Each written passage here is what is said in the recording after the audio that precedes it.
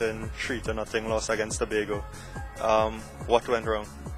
I think preparation. I think we planned for Dwight York Stadium first, and the evening of the game we hear it was playing in Plymouth.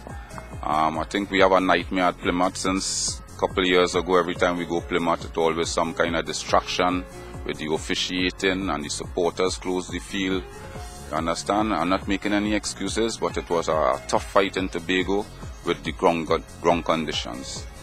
I think we have some immature players, you know, the senior players didn't run the show as it's supposed to run. I think they went into the shell.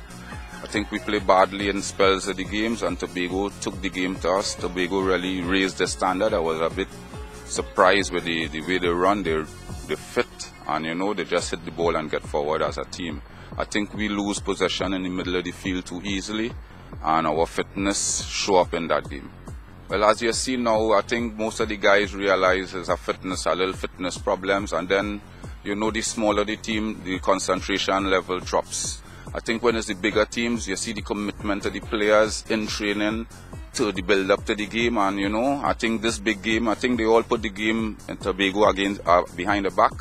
But this is the game they're looking forward to, the bigger teams, and I hope come weekend here we will do something better than last week. Every team in the league loves to play against W Connection because they play a nice style of football, they play a constructive style of football.